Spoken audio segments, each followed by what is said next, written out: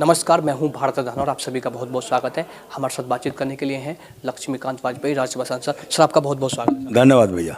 Sir, आज विश्वविद्यालय के जो छात्र छात्राओं को टैबलेट और स्मार्टफोन वितरित किए गए हैं उत्तर प्रदेश सरकार द्वारा, सर क्या कहना चाहोगे इसको लेकर? निश्चित तौर पर तकनीकी दृष्टि से सन्नद्ध करने के लिए भारत सरकार की योजना है और उत्तर प्रदेश सरकार के व्यय पर और पहल पर छात्रों को और छात्राओं को टैबलेट और स्मार्टफोन दिए जा रहे हैं। यहाँ पर स्मार्टफोन दिए गए हैं, टैबलेट नहीं। लेकिन इस पद्धति से ये अपनी पढ़ाई को, शिक्षा को के दृष्टि से अपने को तैयार रखें, हर वक्त रेडी रेकनर बने रहें, ये व्यवस्था सरकार ने की है।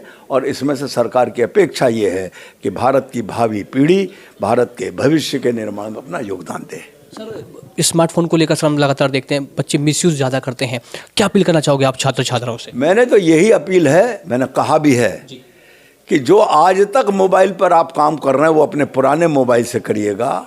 शैक्षणिक और विकास के कामों की दृष्टि से ये जो आपको स्मार्टफोन दिया गया है इसका उपयोग उसी के लिए करिएगा।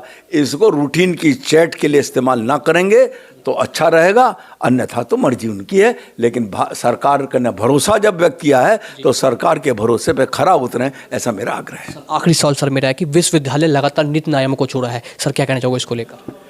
निश्चित तौर पर इसके लिए मैं विश्वविद्यालय की कुलपति जी प्रोफेसर संगीता शुक्ला जी और उनके जितने भी सहयोगी अध्यापक गण हैं, जिनके संयुक्त प्रयास का परिणाम है विश्वविद्यालय का उन्नयन।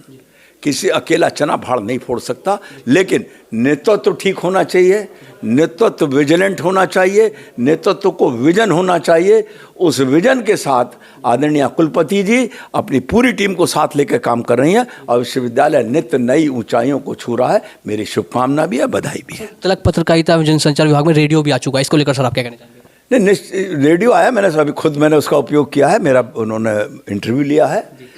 ये भी एक नया कदम है, लेकिन इसका भी सदुपयोग होना चाहिए और विश्वविद्यालय परिसर के अलावा मेरठ की सामाजिक गतिविधियों का भाग भी इसमें बने, ऐसा मेरा आग्रह है। लगातार विश्वविद्यालय को हम देख रहे हैं, लगातार नई नई उपलब्धि विश्वविद्यालय हासिल कर रहा है, थोड़ा सा आप हमारे व्यूवर्स को बताएं। मैंने अपने भाषण में भी बताया था, विश्वविद्यालय के पास आज की डेट में बहुत सारी उपलब्धियां हैं।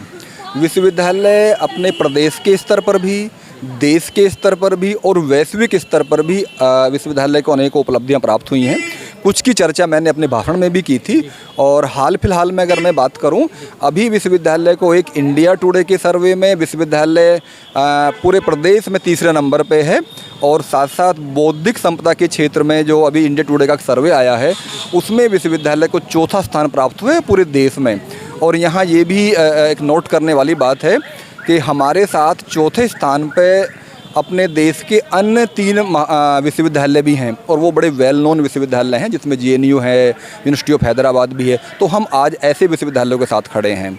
उसी के साथ साथ अभी एक रिसर्च के क्षेत्र में क्लैरिवेट और वेब ऑफ साइंस एक संस्था है जो पूरे डेटा को एनालिसिस करके वैश्विक स्तर पे ये बताती है कि किस विश्वविद्यालय की, किस शोधार्थी की, किस प्रोफेसर की शोध उच्च श्रेणी की है। उस श्रेणी में भी आपके विश्वविद्यालय को, माने चौधरी चरण सिंह विश्वविद्यालय को स्टेट यूनिवर्सिटी कैटेगरी में पूरे देश में नंबर 1 स्थान मिला है। और वहाँ एक इंडिविजुअल कैटेगरी भी होती है जिसमें विशेष रूप से व्यक्तिगत रूप से माने सम्मान किया जाता है।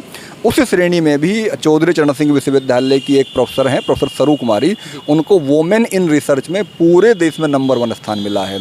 उसी के साथ साथ अभी कल परसों साई मैगो इंस्टीट्यूशनल रैंकिंग एक होती है, ये रिसर्च के लिए ही रैंकिंग होती है, माने आपके रिसर्च पेपर्स किस क्वालिटी के हैं, किस माने लेवल के हैं।